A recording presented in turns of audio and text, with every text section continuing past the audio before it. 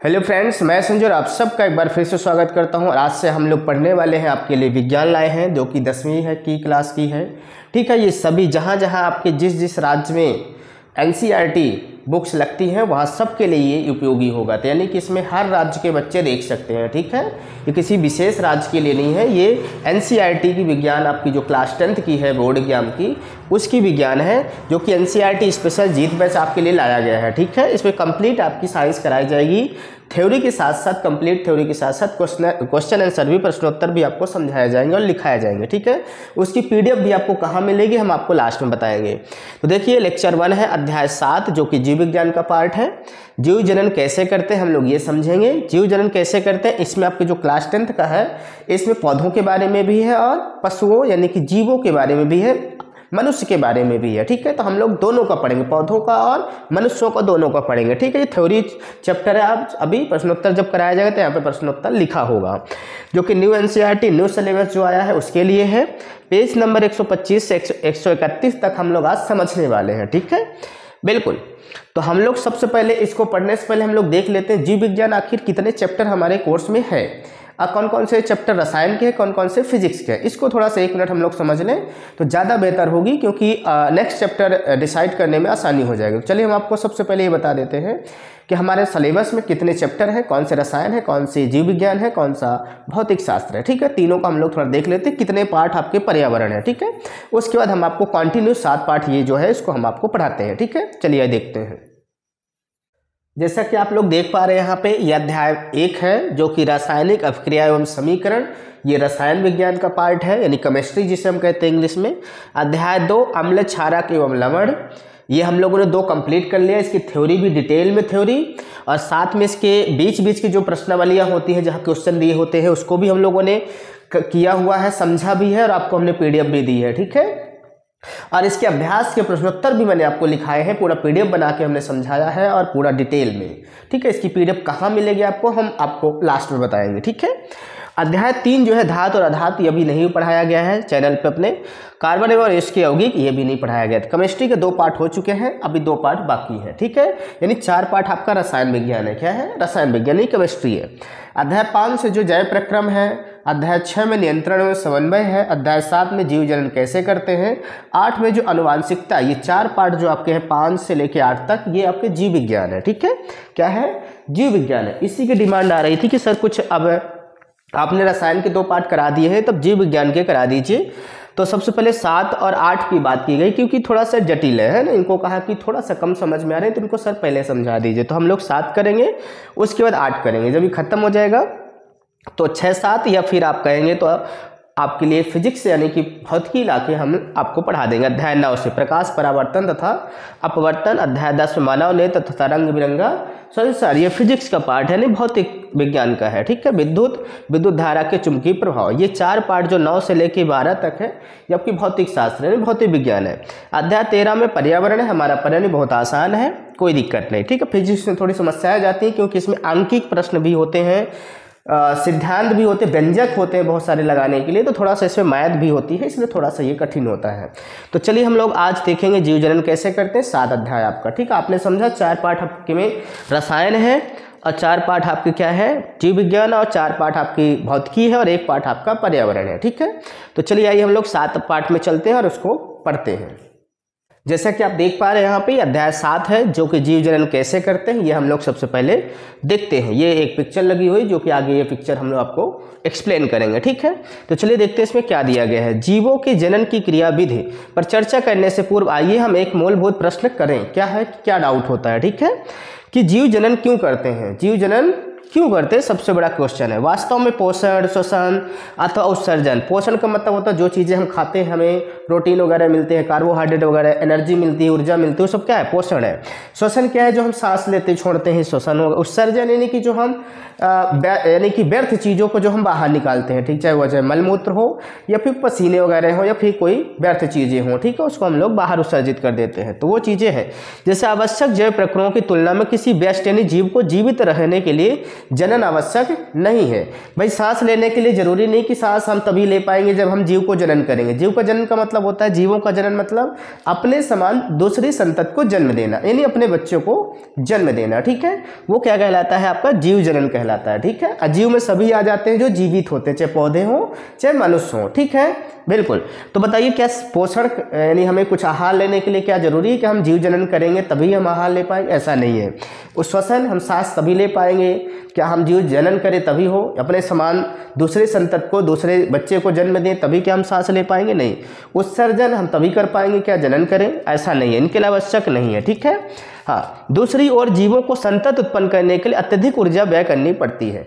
जब हम संतति को उत्पत्ति करते हैं यानी कि बच्चों को जन्म देते हैं तो बहुत ज़्यादा ऊर्जा उसमें खपत होती है, बहुत ज़्यादा ऊर्जा लगती है। ठीक है, फिर जीव दूसरे उस प्रक्रम में अपनी ऊर्जा व्यर्थ क्यों करते हैं भाई, जब उसमें बहुत ज़्यादा ऊर्जा लगती है, जबकि पोषण में थोड़ी सी मात्रा में ऊर्जा लगती है, श्वसन में भी थोड़ी सी मात्रा में, उत्सर्जन में भी थोड़ी मात्रा में ऊर्जा खपत होती है, जबकि नए संतति को जन्म देने के लिए बहुत ज़्यादा ताकत और ऊर्जा की जरूरत पड़ती है।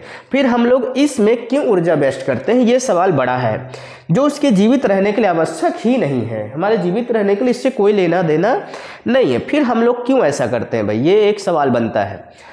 कक्षा में इस प्रश्न के संभावित उत्तर खोजना अत्यंत रोचक होगा। कक्षा में जब आप क्लास में पढ़ रहे हो, आपकी सर या मैम पढ़ा रहे हो या जैसे मैं पढ़ा रहा हूँ, तो यहाँ पे हम लोग ये पूरी कक्षा ही है, तो हम लोग इस पर डिस्कस करेंगे कि ऐसा क्यों है भाई। जब जीवों को जनन करने में, जन्म देने में बहुत ज़्यादा ऊर्जा लगनी है, बहुत ज़्यादा ताकत, बहुत समय लगना है, तो फिर हम लोग क्यों करते हैं भाई। इससे अच्छा है कि हम भाई पोषण खाएं, श्वसन उत्सर्जन, ये तो थोड़ी मात्रा में लगती ऊर्जा, तो इसको हम करते रहें। ठीक है, और बात यहीं पे दूसरी आ जाती है भाई, इस प्रश्न का जो भी उत्तर हो, परंतु यह स्पष्ट है कि हमें विभिन्न जीव इसलिए दृष्टिगोचर होते हैं क्योंकि वो जनन करते हैं। हमें बहुत तरह तरह के कई प्रजातियां मिलती हैं। आप चले जाओ, कई एक जानवर की कई प्रजातियां होती हैं, कई संघ होते हैं, कई सारे उसके जगत होते हैं, बहुत सारे, जैसे 5 जगतों में पूरे जीवों को बांटा गया है। तो ऐसे ही हमें बहुत सारे, बहुत पक्षी देखो तो बहुत तरह की पक्षियाँ होती हैं। मनुष्य कितने वैरायटी के होते हैं, कितने जाति, कितने धर्म के होते हैं। तो इसका मतलब सीधा सा है कि जनसंख्या बढ़ रही है, इसका मतलब सीधा है कि जीवों को जन्म दिया जा रहा है, यानी कि संतति की उत्पत्ति हो रही है। ठीक है, बिल्कुल। यदि वह जीव एकल होता यानी एक ही होता, कोई भी जनन द्वारा अपने सदृश व्यष्टि उत्पन्न नहीं करता, अपने समान शिशुओं को जन्म नहीं देता, तो संभव है कि हमें उनके अस्तित्व का पता भी नहीं चलता, क्योंकि वह जब तक रहते अकेले जाते रहते, अन्यथा मृत्यु को प्राप्त हो जाते, तो उनकी आने वाली पीढ़ी कोई रह नहीं जाती, तो हमें पता लगाना मुश्किल हो जाता। किसी प्रजाति में पाए जाने वाले जीवों की विशाल संख्या ही हमें उनके अस्तित्व का ज्ञान कराती है। ये पता चलता है कि भाई उनके भाई अब बच्चे के बच्चे बच्चे के बच्चे हैं, तो हमें पता चलता है कि इनके परदादा भी रहे होंगे। ठीक है, हमें कैसे पता चलता है कि 2 व्यष्टि एक ही प्रजाति के सदस्य, हमें कैसे पता चलता है? सामान्यतः हम ऐसा इसलिए कहते हैं क्योंकि वे एक समान दिखाई देते हैं। अतः जनन करने वाले जीव संतति का सृजन करते हैं जो बहुत सीमा तक उनके समान होते हैं। यानी कि जैसे भाई अगर एक महिला और एक पुरुष है, उनकी अगर संतति यानी कि पुत्र जन्म लेता है या उनके यहाँ कोई भी शिशु जन्म लेता है, तो लगभग चांस होते हैं कि उन्हीं की जैसा होगा।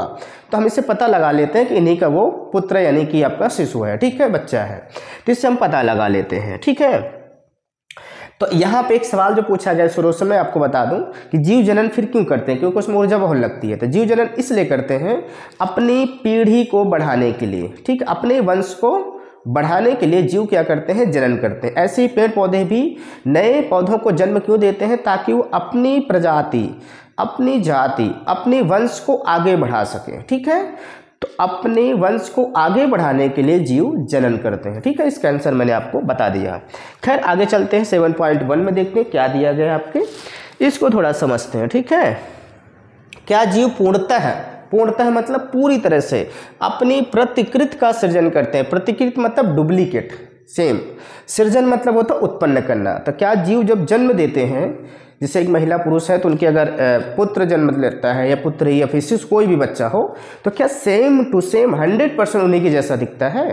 ये क्वेश्चन है। ठीक है, क्वेश्चन इसमें प्रश्न पूछा गया है कि सेम टू सेम अपनी प्रतिकृति मतलब डुप्लीकेट, सेम, चाहे उसके पिता को देख लो, माता को देख लो, चाहे उस पुत्र को देख लो, सेम टू सेम मतलब पूरी तरह से चेहरा, बोली, हाव भाव, चलना, लंबाई चौड़ाई सब उसी जैसा। तो क्या ऐसा संभव है कि 100% सेम हो? नहीं। आप लोग आसपास देखते होंगे कि अगर चेहरा माता को है तो पिता को उसके दिमाग है भाई, या हाथ पैर है, रंग रूप है ना, तो अलग अलग हो सकता है।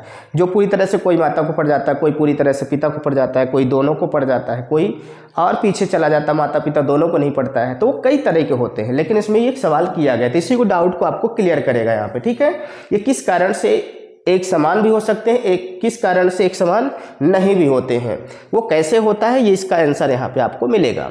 विभिन्न जीवों के अभिकल्प आकार एवं आकृति समान होने के कारण ही वे सदृश प्रतीत होते हैं, यानी एक जैसे। शरीर का अभिकल्प समान होने के लिए उनका ब्लूप्रिंट भी समान होना चाहिए। भाई अगर शिशु जो बच्चा है वो समान होने के लिए ब्लूप्रिंट समान होना चाहिए। अब ब्लूप्रिंट क्या है? आता है अपने आधारभूत स्तर पर जनन जीव की अभिकल्प का ब्लूप्रिंट तैयार करता है। वो देखिए, वो जन्म देने से पहले ही ब्लूप्रिंट एक तैयार होता है। ब्लूप्रिंट कैसे बनता है देखते हैं। कक्षा 9 में आप पढ़ चुके हैं कि एक कोशिका के केंद्रक में पाए जाने वाले गुणसूत्रों के डीएनए, गुणसूत्रों में डीएनए होता है, डीएनए जिसका फुल फॉर्म डीऑक्सीराइबो न्यूक्लिक है, ठीक है, अम्ल के अणुओं में आनुवांशिक गुणों का संदेश होता है। जो डीएनए होता है उसमें संदेश होता है। क्या संदेश होता है? उनकी पीढ़ी दर पीढ़ी जो पीछे के बुजुर्ग थे वो कैसे दिखते थे भाई, किस कलर के थे, कितने लंबे चौड़े थे, क्या उनका दिमाग था, ठीक है, पूरा इंफॉर्मेशन यानी पूरी जानकारी उसमें स्टोर होती है। किसमें स्टोर होती है? डीएनए में स्टोर होती है। अब वो डीएनए पीढ़ी दर पीढ़ी चलती जाती है, ठीक है। उनके पुत्र आए तो उनमें डीएनए चलाया, उनके पुत्र गए तो उनके, यानी पूरा स्टोर होता है कि हमारे पूर्वज कैसे थे, अभी के कैसे हैं। इसलिए अगर कोई बच्चा माता को नहीं पढ़ा है, पिता को नहीं पढ़ा, तो पता बिल्कुल पक्का किसी न किसी अपने पुराने पूर्वज को पढ़ा होगा, ठीक है, उसका डीएनए आ गया होगा। तो ये हम लोग देखते हैं इसमें। जो जनक से संतत पीढ़ी में जाता है, वो देखो जनक से पीढ़ी में चला जाता है, अगली पीढ़ी में। कोशिका के केंद्रक के डीएनए में प्रोटीन संश्लेषण हेतु सूचना निहित होती है। वो देखो डीएनए में प्रोटीन संश्लेषण हेतु सूचना निहित होती है, उसमें स्टोर होती है सूचना के रूप में। इस संदेश के भिन्न होने की अवस्था में बनने वाली प्रोटीन भी भिन्न होती है, ठीक है। अगर सूचना भिन्न है तो प्रोटीन में भिन्न, विभिन्न प्रोटीन के कारण अंततः शारीरिक अभिकल्प में भी विविधता आ जाती है, ठीक है।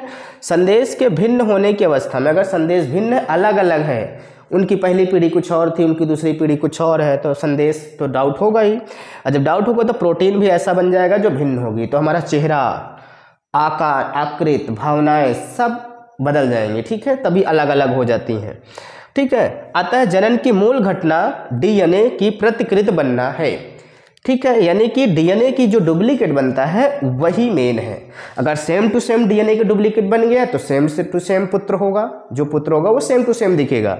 अर्थात अगर डीएनए हमारा थोड़ा सा कुछ मिक्स हो गया तो फिर वो मिक्स होगा, ठीक है। तो डीएनए की प्रतिकृति बनाने के लिए कोशिकाएं विभिन्न रासायनिक क्रियाओं का उपयोग करती है। देखिए डीएनए का जो डुप्लीकेट है, प्रतिकृति है, वो कैसे बनाने के लिए कोशिकाएं जो है विभिन्न रासायनिक क्रियाओं का उपयोग करती है। रासायनिक क्रियाओं का उपयोग जनन कोशिकाओं में इस प्रकार डीएनए की 2 प्रतिकृतियां बनती है। देखो डीएनए की डबल फोटोकॉपी रखी जाती है, ठीक है।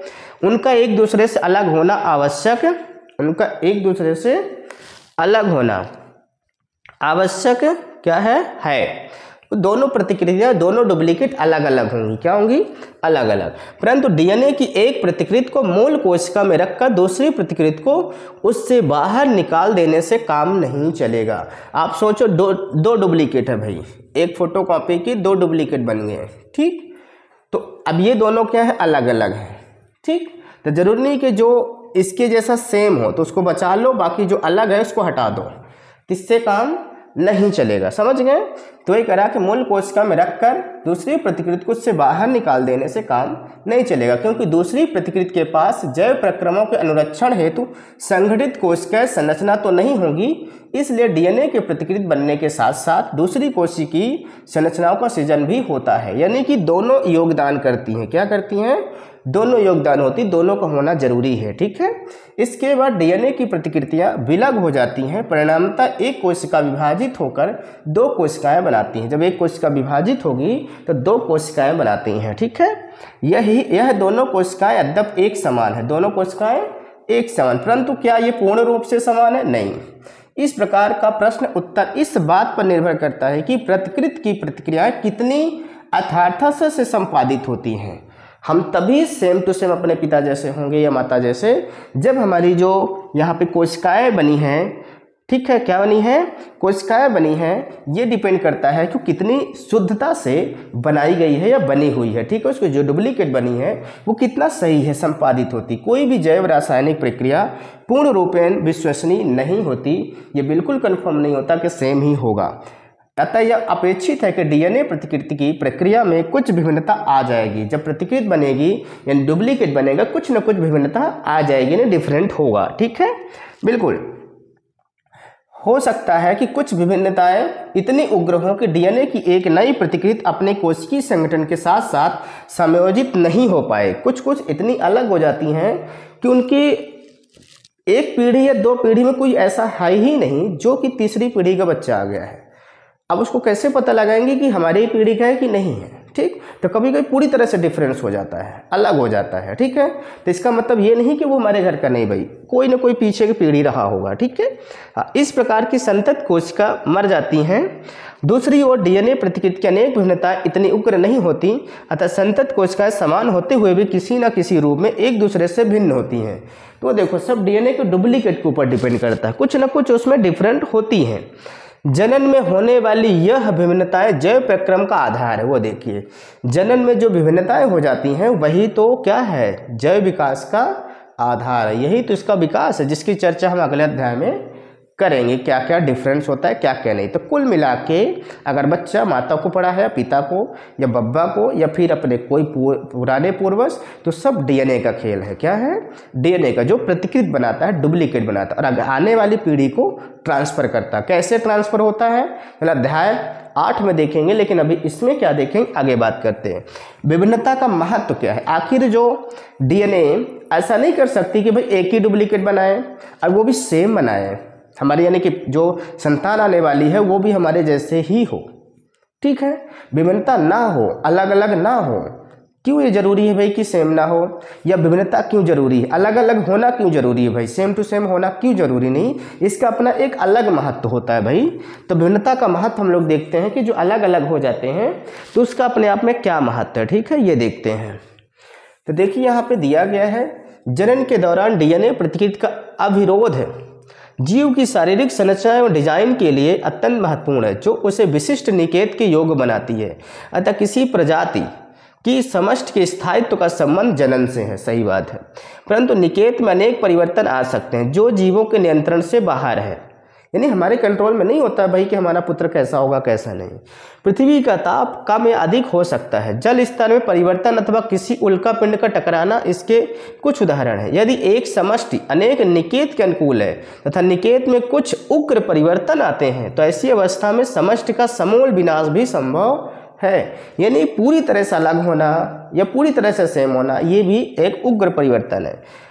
परंतु यदि समष्टि के जीवों में कुछ भिन्नताएं होंगी तो उनके जीवित रहने की कुछ संभावना है। वो देखिए अगर अलग अलग होंगे तो बच सकते हैं। कैसे, मान लो अगर हमारी सभी पीढ़ी दर पीढ़ी सेम हो गई, ठीक है, सभी एक ही जैसे हैं, तो अगर मान लीजिए कभी उल्कापिंड या कोई जल परिवर्तन होता है, गर्मी थोड़ा ज़्यादा होती, ठंडी होती, तो अगर ऐसे जीव हैं जो गर्मी नहीं बर्दाश्त कर सकते तो गर्मी बढ़ने से उनकी मृत्यु हो जाएगी, यानी पूरा वंश उनका खत्म हो जाएगा। लेकिन अगर थोड़ी विभिन्नता होगी तो आप सोचिए कि उसमें कुछ गर्मी सहने वाले होंगे, कुछ गर्मी ना सहने वाले होंगे, कुछ ठंडी सहने वाले होंगे। तो अगर गर्मी बहुत आती है तो वो गर्मी जो नहीं सह पाते वो तो मृत्यु हो जाएगी, लेकिन जो सह पाते वो तो बचे रहेंगे। इस प्रकार उनका वंश चलता जाएगा, ठीक है, इसलिए विभिन्नता जरूरी है, ठीक है, बिल्कुल जीवित रहने की कुछ संभावना है। अतः यदि शीतोष्ण जल में पाए जाने वाले जीवाणुओं की कोई समष्टि है, देखो शीतोष्ण ठंडे जल में रहने वाले की कोई प्रजाति है, तथा वैश्विक ऊष्मीकरण अगर ग्लोबल वार्मिंग होता है, बहुत गर्मी आ जाती है, नदियों का पानी खूब गर्म पड़ जाए, तालाबों का पानी गर्म पड़ जाए, ठीक, तो ठंडे में रहने वाले जल में सारे जीवों तो मृत्यु हो जाएगी, फिर तो सारे नदियों के जीव ही खत्म हो जाएंगे। इस प्रकार से पूरे जीव जंतु हमारे खत्म हो जाएंगे। तो इसलिए विभिन्नता जरूरी है। कोई ठंड में रहने वाला हो, कोई गर्म में रहने वाला हो, कोई उड़ने वाला हो, कोई धरती में रहने वाला हो, कोई पेड़ों में, कोई जंगलों में रहने वाला हो, सब अलग अलग होना जरूरी है। क्योंकि अगर कोई आपदा आती है, कोई समस्या, तो एक ही प्रकार के लोग, एक ही प्रकार के जीव जंतु नष्ट हों, बाकी वंश बचे रहें ताकि पीढ़ी बढ़ती रहे, ठीक है, समझ गए। के कारण जल का ताप बढ़ जाता है तो अधिकतर जीवाणु व्यष्टि मर जाएंगे, परंतु उष्ण प्रतिरोधी मतलब जो गर्मी को सह सकते हैं क्षमता वाले कुछ जीवाणु परिवर्तित ही जीवित रहते हैं तथा वृद्धि करते हैं। तथा विभिन्नताएं स्पीशीज की उत्तर जीवता बनाए रखने में उपयोगी, यानी कि विभिन्नता होना जरूरी है, जो कि हमारे लिए काफ़ी ज़्यादा फायदेमंद है। यानी पीढ़ी को बचाए रखने के लिए, वंश को बचाए रखने के लिए विभिन्नता जरूरी है। ठीक है, पता चला माता पिता पागल हैं तो बच्चा भी पागल हो गया, तो पूरा खानदान पागल हो गया भाई, तो ये तो एक तरह से डेंजर है ना, तो इसलिए अलग अलग होना थोड़ा जरूरी है। तो चलिए आगे देखते हैं, हमारे कुछ प्रश्नोत्तर हैं यहाँ पे। पहली प्रश्नावली है, डीएनए प्रतिकृति का प्रजनन में क्या महत्व है। अभी हमने पढ़ा, लेकिन इसको हम आपको लिखा देंगे, पीडीएफ हम आपको कल समझाएंगे इसका। ठीक है, प्रश्नावली एक है, ठीक है, इसको हम ऐसे मानेंगे प्रश्नावली या प्रश्न श्रृंखला पहला है। ठीक है, जीवों में विभिन्नता स्पीशीज के लिए तो लाभदायक है, परंतु व्यष्टि के लिए आवश्यक नहीं है, क्यों? तो ये भी हम आपको समझा देंगे। ठीक है, फिलहाल आगे बढ़ते हैं हम लोग। एकल जीवों में प्रजनन की विधि। एकल जीव मतलब जो सिंगल होते हैं, जो अकेले होते हैं भाई, उनमें प्रजनन कैसे होता है पॉसिबल। आप लोग जनरली देखते होंगे कि प्रजनन के लिए एक महिला और एक पुरुष का होना जरूरी होता है, यानी कि एक नर और एक मादा का होना जरूरी होता है, चाहे वो पौधों में हो और चाहे आप मनुष्यों में हो। ठीक है, पौधों में भी एक मेल और एक फीमेल, यानी कि महिला और पुरुष, यानी नर और मादा का होना जरूरी है। इसी प्रकार पुरुषों में भी, यानी मनुष्यों में भी नर और मादा का होना जरूरी होता है। तो फिर एकल जीव जो होते हैं, अकेले होते हैं, उनमें जनन कैसे होता है भाई? तो ये चीज़ हम लोग देखते हैं भाई कि एकल जीवों में प्रजनन की विधियाँ कितनी विधियाँ हैं। ठीक, तो देखिए क्रियाकलाप एक दिया गया, इसको भी हम लोग पढ़ते चलते हैं, कभी कभी इनसे भी ऑब्जेक्टिव बन जाते हैं, तो परेशान नहीं होना है। ठीक है, वीडियो थोड़ा लंबी हो जाएगी क्योंकि हम लोग आज इसको डिटेल थोड़ा सा पढ़ेंगे, 30 पेज तक या 28-30 जहाँ तक हो जाएगा। ठीक है, तो आपको परेशान नहीं होना, जब पाठ को अच्छे से समझना है, क्वेश्चन आंसर अच्छे से जानना है। ठीक है, ताकि हम सब्जेक्टिव भी बन सके और प्रश्नोत्तर भी। तो पाठ को डिटेल समझना बहुत जरूरी है, क्योंकि जब आप पाठ को समझे नहीं रहेंगे तो आप सब्जेक्टिव बनेंगे नहीं। ठीक है, क्वेश्चन आंसर रटना पड़ेगा, प्रश्नोत्तर। ठीक है, तो आपको समझना है, परेशान नहीं होना है। ठीक है, तो चलिए देखते हैं क्रियाकलाप 7.1। 100 ml जल में लगभग 10 ग्राम चीनी को घोल देना है। एक प्रश्नावली में इस विलयन का 20 ml लेकर उसमें एक चुटकी ईस्ट पाउडर मिला दी। ईस्ट आता है पाउडर। प्रश्नावली के मुख को रुई से ढककर किसी गर्म स्थान पर रख दो भाई। 1-2 घंटे पश्चात प्रश्नावली से ईस्ट संवर्धक की एक बूंद स्लाइड पर लेकर उस पर कवर स्लिप रखिए, उस पर निकाल लीजिए एक बूंद। सूक्ष्मदर्शी की सहायता से देखिए स्लाइड में क्या दिख रहा है। जीव दिख रहे हैं, नहीं दिख रहे, वायरस दिख रहे हैं, जीवाणु दिख रहे हैं, कुछ दिख रहे हैं कि नहीं दिख रहे हैं। ठीक है, क्रियाकलाप 2 दिख रहा है। डबल रोटी के एक टुकड़े को, डबल रोटी आसानी से सभी जगह दुकानों में मिल जाती है, आप लेकर उसको ट्राई कर सकते हैं। टुकड़े को जल में भिगोगा, जल में भिगो दो और उसको ठंडे, जहाँ ठंडा हो, थोड़ा नम हो, नमी हो, थोड़ा सा अंधेरे कमरे में रख दो। ठीक है, रख दिए। आवर्धक लेंस की सहायता से स्लाइस की सतह का निरीक्षण कीजिए। फिर उसको डबल रोटी को लाइए और उसको लेंस के द्वारा देखिए उसमें क्या देख रहा भाई। छोटे छोटे जीवाणु या फिर फंगस वगैरह आ गए हैं, फफूंद वगैरह, तो क्या आ गए हैं जीवाणु, वायरस, वो हमको दिखाई देगा। ठीक है, तो खैर आगे देखते हैं हम लोग। ईस्ट की वृद्धि एवं दूसरे क्रियाकलाप में कवक की वृद्धि के तरीके की तुलना कीजिए तथा ज्ञात कीजिए कि इनमें क्या अंतर है। ईस्ट की वृद्धि और कवक की वृद्धि, क्या अंतर है दोनों में। ठीक है, तो डबल रोटी जो थी उसमें कवक आ जाते हैं, उसमें छोटे छोटे रेसे वाइट जो कि बढ़ने लगते हैं, और ईस्ट वाले में ईस्ट आ जाते हैं। तो दोनों में क्या अंतर ये देखना है। इस चर्चा के बाद की जनन किस प्रकार कार्य करता, आइए हम जाने कि विभिन्न जीव वास्तव में किस प्रकार जनन करते हैं। हम लोग आखिर जानना चाहते हैं कि जीव कैसे जन्म। विभिन्न जीवों का जनन की विधि उनके शारीरिक अभिकल्प पर निर्भर करती है। ये बहुत बड़ा पॉइंट लिखा हुआ है। जीवों को जनन विधियां होती हैं, कौन सा जीव किस प्रकार जनन करेगा, नए बच्चों को जन्म देगा, उनकी शारीरिक अभिकल्प पर निर्भर करता है, यानी कि उनकी शारीरिक बनावट कैसी है। क्या है, शारीरिक बनावट कैसी, कौन एकल जीव है, कौन द्वि है, और कौन एक कोशिका वाला है, कौन सा बहुकोशिका वाला है। क्योंकि एक कोशिकीय जो जीव होते हैं उनको हर कार्य करने के लिए एक ही कोशिका होती है, लेकिन जो बहुकोशिकीय होते हैं उनके हर कार्य करने के लिए अलग अलग कोशिका होती है। जैसे मनुष्य बहुकोशिकीय है, तो हमें देखने के लिए आँखें हैं, नाक है, सांस लेने के लिए मुंह है, चबाने के लिए कान, पैर, हाथ, सब काम के लिए अलग अलग चीज़ें हैं, अलग अलग अंग हैं। तो हम लोग बहुकोशिकीय हैं। क्या है, बहुकोशिकीय, और हमें जीवित रहने के लिए सारी कोशिकाएं जरूरी है।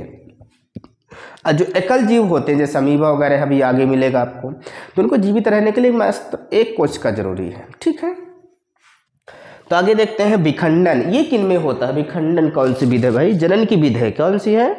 ये जनन की विधि है विखंडन। क्या है? विखंडन। एक कोशिकीय जीवों में कोशिका विभाजन अथवा विखंडन द्वारा नए जीवों की उत्पत्ति होती है। सबसे पहला एक कोशिकीय, अभी हमने बताया जो एक कोशिकीय होते हैं, जैसे अमीबा, पैरामीशियम, युग्निला हो गया, तो कई सारे जीव हैं जो एक कोशिकीय होते हैं। ठीक है, इनमें कोशिका विभाजन होता है या फिर विखंडन होता है। इनके द्वारा नए जीवों को, संतति को जन्म देते, अपने बच्चों को जन्म देते हैं। विखंडन के अनेक तरीके परीक्षित किए गए हैं। अनेक जीवाणु तथा प्रोटोजोआ की कोशिका विभाजन द्वारा सामान्यतः दो बराबर भागों में विभक्त हो जाती है। जैसे जीवाणु है या प्रोटोजोआ, ये क्या करते हैं? दो बराबर भाग में, पहले इतना बड़ा रहेंगे भाई, अब फिर दो भागों में बट जाएंगे, यानी कि छोटे छोटे। अब ये दो जंतु बन गए, यानी कि अपने समान दूसरा बन गया। इसी प्रकार ये करते हैं। अमीबा जैसे जीवों में कोशिका विभाजन किसी भी तल से हो सकता है। वो देखिए, अमीबा में कोशिका विभाजन जो है किसी भी तल से, किसी भी भाग से हो सकता है, आगे पीछे कहीं भी हो जाता है, और उसके टुकड़े हो जाएंगे। क्या हो जाएंगे? टुकड़े, विभाजन हो जाएगा कोशिका का। ठीक है, परंतु कुछ एक कोशिकीय जीवों में शारीरिक संरचना अधिक संगठित होती है, यानी कि थोड़ा मजबूत होती है, और रहते एक ही कोशिकीय है लेकिन थोड़ा अच्छी होते हैं। उदाहरण जैसे कालाजार के रोगाणु। कालाजार ये एक बीमारी है, जब ये हो जाता है तो आदमी को बड़ी परेशानियां होती हैं।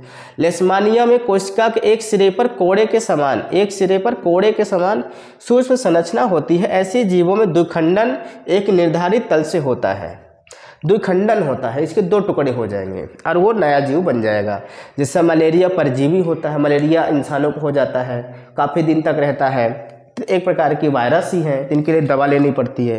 प्लाज्मोडियम है जो है, ठीक है, ये कई सारे जीव हैं जो कि आपके द्विखंडन और कोशिका विभाजन करते हैं। ठीक है, यहाँ पे देखिए दिया गया है, जैसे अन्य एक कोशिकीय जीव एक साथ अनेक संतत कोशिकाओं में विभाजित हो जाते हैं, जिसे बहुखंडन कहते हैं। ठीक है, ये आपको टिक लगाते चलना जो परिभाषा मिलेगी। यहाँ पे लिखा है एक कोशिकीय जीव एक साथ अनेक संतत कोशिकाओं में विभाजित हो जाए, यानी कि एक रहे पहले, फिर वो कई सारे टूट एक साथ, तो बहुखंडन होगा।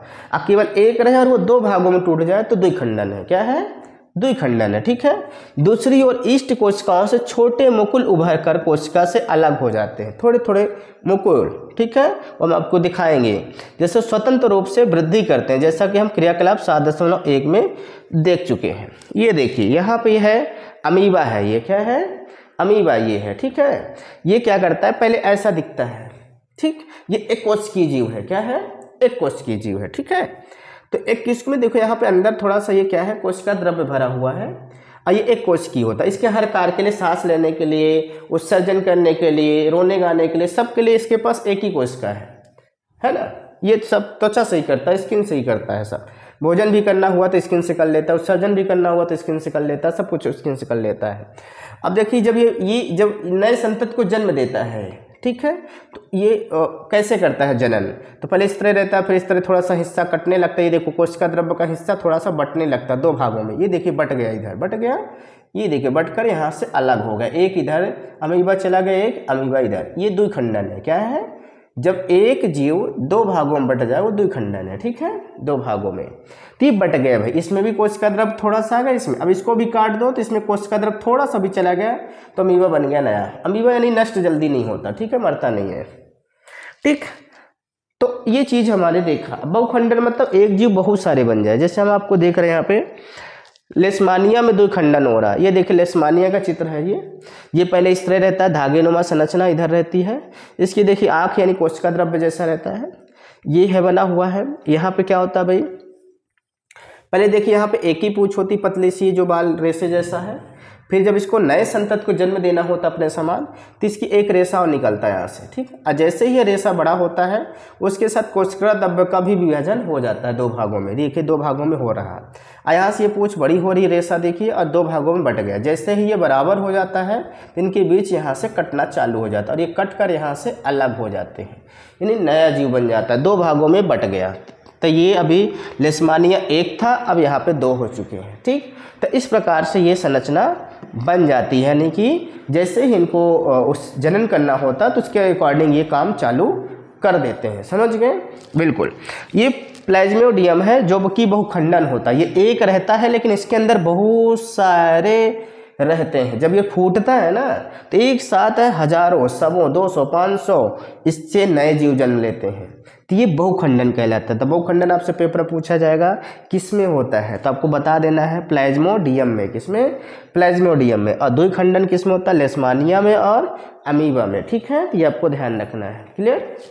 ओके, आगे देखते खंडन। खंडन किस में होता है भाई? खंडन क्या है? द्विखंडन पढ़े, बहुखंडन पढ़े, विभाजन पढ़े, लेकिन खंडन क्या है इसको देख लेते हैं हम लोग।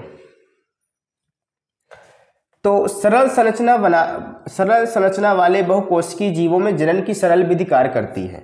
जैसे हमारी सरल संरचना हो लेकिन बहुकोषीय हो, यानी कोशिका तो उसमें बहुत है, सभी कार्य के लिए अलग अलग है, लेकिन वो क्या है? सरल है। उनकी संरचना जो बॉडी संरचना है बहुत आसान है, कोई जटिल नहीं। मनुष्य तो जटिल है भाई, हम लोग तो जटिल है भाई। हाँ, बाल है, कान है, आँख है, नाक है, सब बहुत सारी जटिल संरचनाएं हैं। ठीक है, हाँ। तो लेकिन कुछ कुछ होते हैं बहुकोशिकीय जो कि सिंपल संरचना रखते हैं, तो उसमें खंडन होता है। क्या होता है? खंडन होता है। ठीक, तो उदाहरणतः जैसे स्पाइरोगाइरा टिक लगा लेना है आपको। सामान्यतः विकसित होकर छोटे छोटे टुकड़ों में खंडित हो जाता है, छोटे छोटे टुकड़ों में खंडित हो जाता है। यह टुकड़े अथवा खंड वृद्ध कर नए जीव विकसित हो जाते हैं। छोटे छोटे रहते हो फिर ग्रोथ करके बड़े हो जाते हैं। ठीक है, तो प्रेक्षण के आधार पर हम इसका खोज कर सकते हैं, परंतु ये सभी बहुकोशिकीय जीवों के लिए सत्य नहीं। हमने क्या बताया? जैसे मनुष्य बहुकोशिकीय, हम लोग बहुकोशिकीय हैं, लेकिन हम लोगों में खंडन थोड़ी ना होता है। हम लोगों को तो सीधा क्या होता है? लैंगिक जनन होता है। सही है ना? तो हम लोग का अलग होता है, तो आगे देखेंगे हम लोग। लेकिन अभी क्या है? बहुकोशिकीय हम लोग भी हैं और ये आपका स्पाइरोगाइरा भी है, लेकिन इसकी संरचना आसान होती है, हमारी जटिल है, तो हम लोग खंडन नहीं करते हैं। तो सरल ये सभी के लिए सत्य नहीं है। वे सरल रूप से कोशिका दर कोशिका विभाजित नहीं होते। ऐसा क्यों है? इसका कारण है कि अधिकतर बहुकोशिकीय जीव विभिन्न कोशिकाओं का समूह मात्र ही नहीं, विशेष कार्य हेतु विशिष्ट कोशिका संगठित होकर ऊतक का निर्माण करते हैं। विशेष कार्य हेतु विशेष कोशिकाएं संगठित होकर ऊतक बना देती हैं। जैसे मनुष्य, हमारे हर कार्य के लिए एक विशिष्ट कोशिका है और ऊतक बना हुआ है, उसी से हमारा काम चलता है। तो इसलिए हम लोग थोड़ा बहुत जटिल हैं। ठीक है, तो ऊतक संगठित होकर अंग बनाते हैं। शरीर में इनकी स्थिति निश्चित होती है कि हाथ यहीं रहेगा, पैर यहीं रहेगा, सर यहीं रहेगा। ऐसी सजग व्यवस्थित परिस्थिति में कोशिका दर कोशिका विभाजन अव्यवहारिक हो जाता है। अतः बहुकोशिकीय जीवों को जनन के लिए अपेक्षाकृत अधिक जटिल विधि की आवश्यकता होती है। जिसकी जितनी ज़्यादा जटिल संरचना होती है उसकी उतनी ही जटिल प्रक्रिया भी जनन की होगी। यानी मनुष्यों की अलग होती है जनन। मनुष्य के हम लोग आगे देखेंगे, अभी खैर हम लोग इन जीवों को देख लेते हैं, पौधों को देख लेते हैं। ठीक है, आगे देखते हैं। बहुकोशिक जीवों द्वारा प्रयुक्त एक समान युक्ति यह है कि विभिन्न प्रकार की कोशिकाएं विशिष्ट कार्य के लिए दक्ष होती हैं, यानी कि हर काम के लिए अलग अलग होती हैं। इस सामान्य व्यवस्था का परिपालन करते हुए इस प्रकार के जीवों के में जनन के लिए विशिष्ट प्रकार की कोशिकाएं होती हैं, यानी कि जो बहुत जटिल होते हैं। जैसे मनुष्य, हमारे लिए जनन की एक अलग से ही कोशिका बना दी गई है, एक अलग से ही कोशिका बना दी गई है। ठीक है, बिल्कुल असम में नहीं होती अलग से, हम लोगों के अलग से बना दी जाती है। क्या जीव अनेक प्रकार की कोशिकाओं का बना होता है? इसका उत्तर है कि जीव में कुछ ऐसी कोशिकाएं होनी चाहिए जिसमें वृद्धि, क्रम, प्रसरण तथा उचित परिस्थिति में विशेष प्रकार की कोशिका बनाने की क्षमता भी हो। मनुष्यों में होता है भाई, हमारे लिए जब जिस अंग की जरूरत पड़ती है वो अंग विकसित हो जाता है। ठीक है, बिल्कुल। आगे देखते हैं पुनरुद्भवन या पुनर्जनन। ये क्या होता है भाई? पुनर्जनन क्या होता है? क्या पुनर्जन्म होता है? जैसे हम लोग बचपन में सुनते थे पुनर्जन्म, उसका दोबारा जन्म हुआ है, लेकिन यहाँ पे क्या है भाई? यहाँ भी देख लेते हैं भाई, पुनर्जन्म दिया हुआ है। पूर्ण रूपेण विभाजित जीवों में अपने कायिक भाग से नए जीव के निर्माण की क्षमता होती है। अपने कायिक भाग से ही क्या होती है? नए जीवों को जनन करने की क्षमता हो जाती है। अर्थात यदि किसी कारणवश जीव छत विक्षत हो जाता है, लेकिन ये देखिए एक बैठा हुआ है भाई, प्लेनेरिया, इसकी किसी कारणवश इसको किसी ने 3 टुकड़े काट दिया, या फिर ये कहीं पड़ा हुआ था तो इसके ऊपर कोई एक्सीडेंट हो गया, टुकड़े टुकड़े हो गए भाई, कई सारे 8-10 टुकड़े हो गए इसके। तो टुकड़े टुकड़े हो गए। ठीक है, यानी छत बिछत मतलब टुकड़े टुकड़े हो जाना, टूट जाना, अथवा कुछ टुकड़ों में टूट जाता। तो इसके अनेक टुकड़े वृद्धि कर, जितने टुकड़े में टूटेगा, मान लो इसके 3 टुकड़े हुए, कितने 3 टुकड़े, तो तीनों टुकड़े क्या होते हैं, बढ़ जाते हैं भाई। ये देखो वृद्धि कर गई, ये वृद्धि कर गया, ऊपर भी नई संरचना बना लिया, तो नए जीव बन जाएंगे। वो टूटेंगे नहीं कि सोचो मर जाएंगे भाई, नहीं मरेंगे नहीं, वो क्या हो जाते हैं, नए जीव बन जाते हैं जितने टूटेंगे। तो यही होता है पुनर्जनन। ये देखिए एक को नष्ट, इसमें एक्सीडेंट करा दिया गया, इसको काट दिया गया, लगा कि मर गया, नहीं लेगा, फिर ये उसी से जन्म ले लेता है फिर से, यानी पुनर्जनन इसी को कहा जाता है। क्या पुनर्जनन यही है, पुनरुद्भवन, है ना।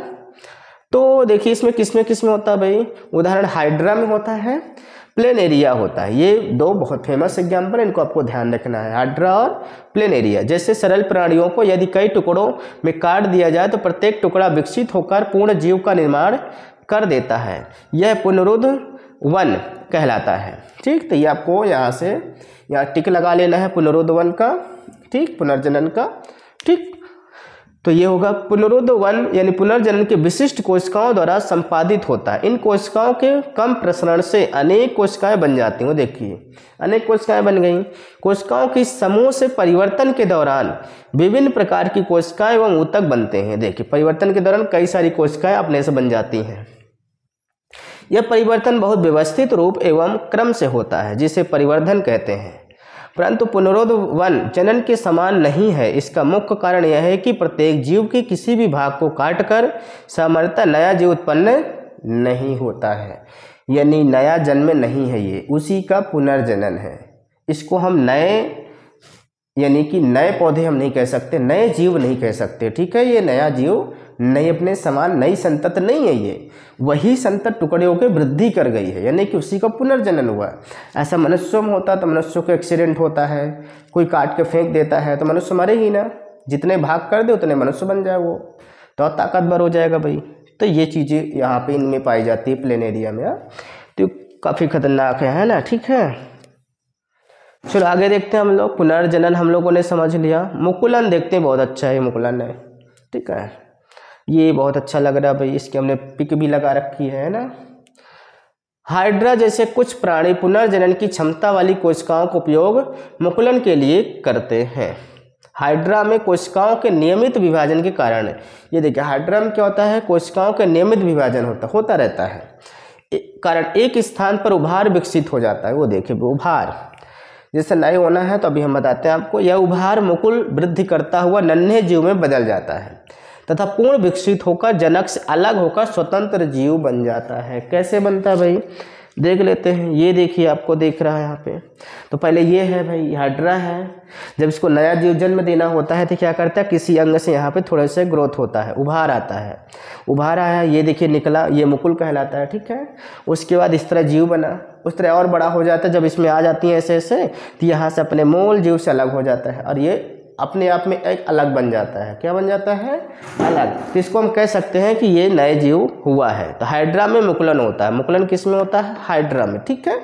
तो ये हाइड्रा का भी उपयोग करता है ये, ठीक है, मुकुलन का भी हाइड्रा, तो इससे हो जाता है। खैर चलो आगे देखते हैं। कायिक प्रवर्धन, ये भी एक जनन की विधि है, इससे भी नए जीवों को जन्म दिया जाता है, ठीक है। तो ये क्या होता है, इसको भी देख लेते हैं हम लोग। ऐसे बहुत से पौधे हैं जिनमें कुछ भाग जैसे जड़, तना तथा पत्तियां उपयुक्त परिस्थितियों में विकसित होकर नया पौधा उत्पन्न करते हैं। उनका जड़ से नए पौधे निकल आए हों या पत्तियों से, ठीक है, या तना से। जैसे आप देखते हो गुलाब का फूल, क्या है, गुलाब का फूल होता है, उसकी डंठल काट करके लगा दो, वहीं से वो मुकुलन करके निकल आता है बाहर भाई, तो क्या कहलाता है, कायिक प्रवर्धन कहलाता है, ठीक है। ऐसे ही कोई आप आलू देखते हो, आलू का छिलका ले लो भाई, उसमें मुकुलन आ जाता है और वो भाई बढ़ जाता है, ठीक है। कई सारे एग्जाम्पल अभी हम और देखते हैं, ठीक है। अधिकतर जंतुओं के विपरीत एकल पौधे इस क्षमता का उपयोग जनन की विधि के रूप में करते हैं। परतन, कलम, ये देखो परतन है, कलम, गुलाब का कलम हम लोग लगाते हैं। रोपण, रोपण यानी कि रोपना, लगाना उनको। नई कायिक प्रवर्धन की तकनीक का उपयोग कृषि में भी किया जाता है, कृषि में भी किया जाता है भाई, सही बात है। गन्ना में, गुलाब में अथवा अंगूर, इनमें सब में क्या होता है, कलम लगती है इनकी भाई। गन्ना की जड़ लगती है भाई, आप देखते हो नीचे का डंठल होता है उसको काट ले, जहाँ से थोड़ी थोड़ी आँखें निकली होती हैं भाई, उसको लगा दिया जाता है, वो तैयार हो जाता है गन्ना, ठीक। तो ऐसे ही गुलाब का होता अंगूर, इसके कुछ उदाहरण हैं। कायिक प्रवर्धन द्वारा उगाए गए पौधों में बीज द्वारा उगाए गए पौधों की अपेक्षा पुष्प और फल कम समय में लगने लगते हैं। जो हम बीज बोकर गुलाब अगर तैयार करें तो काफ़ी समय लेगा फूल देने में, लेकिन जो हम डंठल से करते हैं तो उसको वो तुरंत फूल वूल देने लगते हैं उसके कम समय में, है ना। तो इसलिए हमें मुकला ये बहुत ज़्यादा जरूरी है, कायिक प्रवर्धन, ठीक है, बिल्कुल। यह पद्धति केला में, संतरा में, गुलाब में, चमेली जैसे उन पौधों को उगाने के लिए उपयोगी है जो बीज उत्पन्न करने की क्षमता खो चुके हैं। बीज इनमें बहुत अच्छे नहीं होते, जो बीज होते हैं छोटे छोटे, लेकिन वो नए जीवों को जन्म देने में सक्षम नहीं होते, ठीक है, कभी जमते कभी नहीं जमते। तो इसलिए उन लोगों में ये ज़्यादा कायिक प्रवर्धन किया जाता है, काट कर कलम लगा दो, ठीक है। तो कायिक प्रवर्धन का दूसरा लाभ यह भी कि इस प्रकार उत्पन्न सभी पौधे आनुवांशिक रूप से जनक पौधे के समान होते हैं। अगर लाल कलर का गुलाब का डंठल लगाया है, आपने कलम लगाया, तो लाल कलर का ही गुलाब होगा, यानी पूर्ण रूप से डुप्लीकेट होगा। तो अगर आपको पूर्ण रूप से डुप्लीकेट चाहिए तो कायिक प्रवर्धन आपको करना पड़ेगा, कलम लगाना पड़ेगा, ठीक है। चाहे गन्ने का हो, गन्ना अगर आपने वाइट वाला लगाया है तो वाइट ही होगा, ब्लैक वाला लगाया तो ब्लैक ही होगा, ठीक, ऐसे ही होता है। तो पूर्ण रूप से समान होते हैं, क्या होते हैं, समान होते हैं, ठीक है। ये देखिए एक दिया गया है यहाँ पे, ठीक, ये बायोफिल्म की पत्ती है, किसकी है ये, बायोफिल्म की पत्ती। ये क्या करता है पत्ती, ये जब इसको नए जीवों को जन्म देना हो तो अपने समान नए पौधों को, तो क्या करता है, जमीन में टच हो जाता है ऐसे, ठीक है, जमीन में रखा रहता है। ये मोटी पत्ती होती है, बरसात के दिनों में दिखती है, ठीक है, ये मोटी पत्ती रहती है। इसको बायोफिल्म को चतरपटी भी गांवों में कहते हैं, चतरपटियाँ। तो ये क्या होता है कि ऐसे टच रहती है, मोटी पत्ती होती है हल्का सा, तो ये क्या होती है, पीले पड़ने लगती है। जब पीली पड़ने लगती है तो इसकी जहाँ जहाँ कोने होते हैं वहाँ से एक नए पौधा कलिका निकल आता है यहाँ से, और उसमें पत्ती उत्ती आ जाती है, नया पौधा। और जब ये तैयार हो जाते हैं, थोड़ा सा बड़े हो जाते हैं, तो ये मेन जो पत्ती होती है सड़ जाती है, सड़ कर बह जाती है, खाद का काम कर देती है, यानी पत्ती नष्ट हो जाएगी लेकिन नए जीवों को जन्म दे देती है। ये कायिक प्रवर्धन यही है, ये भी है। इसी प्रकार बायोफिल्म की पत्तियों की कोर पर कुछ कलिकाएं विकसित होकर मृदा में गिर जाती हैं तथा नए पौधे विकसित हो जाती हैं। वो देखो पत्तियां कोर पर कुछ कलिकाएं विकसित होकर मृदा में गिर जाती हैं, ये देखो गिर गई, और ये बाद में सड़ जाती है, अलग हो जाती है, लेकिन नए पौधे तब तक जन्म ले लेते हैं। तो ये ब्रायोफिल्म में होता है, किसमें, ब्रायोफिल्म में आपसे पेपर में पूछा जाता है ऐसा, ठीक है। खैर ये हमने देख लिया, आगे बढ़ते हैं बिना देरी किए हुए, ठीक है। यहाँ पे देखिए कुछ दिया गया है, ये इसको देख लेते क्या है ये, ठीक है, ओके।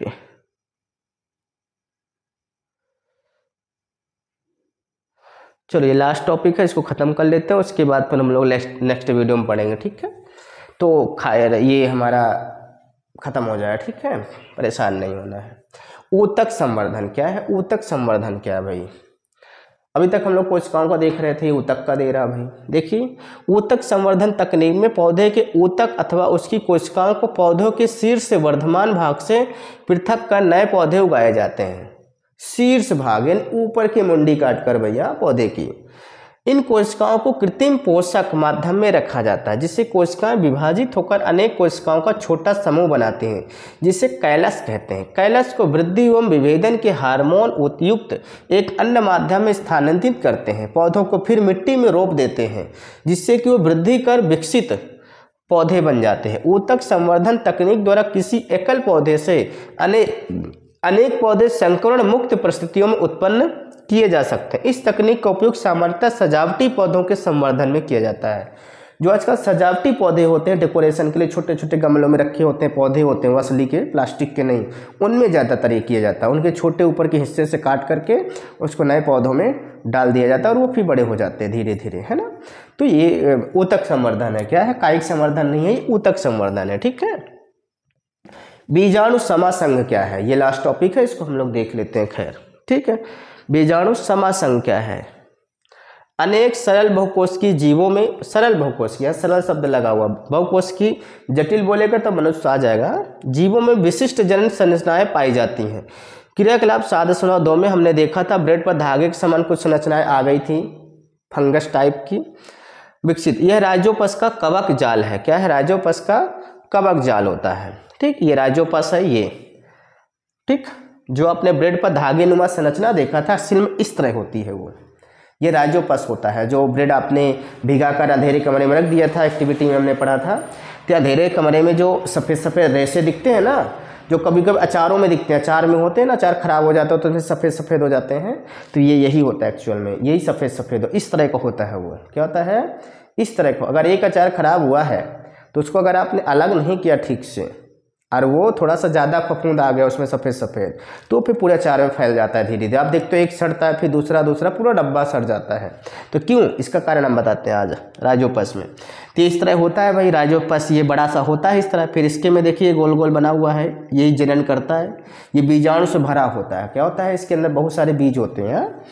तो ये देखिए राइजोपस का कवक जाल है, ये जनन के भाग नहीं है, जनन के भाग, परंतु ऊर्ध्व तंतुओं पर सूक्ष्म गुच्छ गोल संरचनाएं जनन भाग में लेती हैं। जो गोल संरचनाएं होती है ये जनन करती हैं, ठीक है, बिल्कुल।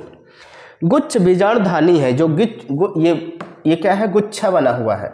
ये बीजाणुधानी से बीजाणु भरे होते हैं, ठीक है, जिसमें विशेष कोशिकाएं अथवा बीजाणु पाए जाते हैं। यह बीजाणु वृद्धि करके राइजोपस के नए जीव उत्पन्न करते हैं। ये फूट जाते हैं ऐसे, और जितना फूटेगा इसमें 100, 200, 500 जो होंगे बीजाणु, वो क्या होते हैं, उतने राइजोपस बनाते हैं। इसीलिए एक अचार सड़ा तो सारे अचार खराब हो जाते हैं, बहुत जल्दी सड़ जाता है उसको अगर सफाई न किया जाए तो, ठीक है। उत्पन्न करते बीजाणु के चारों और एक मोटी भित्ति होती है जो प्रतिकूल परिस्थितियों में उसकी रक्षा करती है। यह नम सतह के संपर्क में आने पर वृद्धि करने लगते हैं। नम सतह यानी कि ठंडी जगहों पे जब अचार ज़्यादा ठंडी हो जाती है, फिर उसको किसी कारण से अगर वो खराब हुआ तो उसमें ये राइजोपस आ जाता है। अब तक जनन की जिन विधियों में हमने चर्चा की, उन सभी में नई पीढ़ी का सृजन केवल एकल जीव द्वारा होता। वहाँ पे किसी नर या मादा की जरूरत नहीं पड़ी कि हमें वहाँ पे डबल जेंडर की जरूरत पड़े, डबल लिंगी की, ठीक है। तो वहाँ पे जरूरी नहीं कि एक मेल और एक फीमेल हो, नर और मादा हो, या पुरुष महिला हो, ठीक है। यहाँ पे एकल जीव है, वो किसी भी लिंग का हो उससे मतलब नहीं है, वो एकल है तब भी नए जीवों को जन्म दे रहा। लेकिन ये हमने राइजोपस का भी देख लिया भाई, यहाँ भी दूसरे की जरूरत नहीं पड़ रही है। लेकिन ये हमारा प्रश्नावली है, इसको भी हम लोग अगली वीडियो में करेंगे, ठीक है। इसको भी हम लोग समझेंगे, पूरी प्रश्नावली आपको कराएंगे। अब देखिए ये लैंगिक जनन है, क्या है, लैंगिक जनन है। इसके लिए आपको बताएं, लैंगिक जनन के लिए ही हमें दो लिंग का होना जरूरी है, यानी नर और मादा का होना जरूरी है। दोनों के बिना लैंगिक जनन नहीं हो सकता है। जो बिना नर और मादा के होने वाले जनन थी वो हम लोगों ने पढ़ लिया है ना। कोशिका विभाजन हो, चाहे कोशिका विखंडन हो, चाहे द्विखंडन हो, चाहे बहुखंडन हो, चाहे कायिक प्रवर्धन हो, चाहे पुनर्जनन हो, या बीज समागम हो, ठीक है, सभी हम लोगों ने विधियां पढ़ ली। अब हम लोग पढ़ेंगे लैंगिक जनन, लेकिन इस पार्ट में नहीं, अगले पार्ट में आपको प्रश्नोत्तर कराएंगे या फिर आपको ये पढ़ाएंगे, फिर लास्ट में हम लोग सारे प्रश्नावली को ले लेंगे, ठीक है। पहले थ्योरी खत्म कर लेते हैं।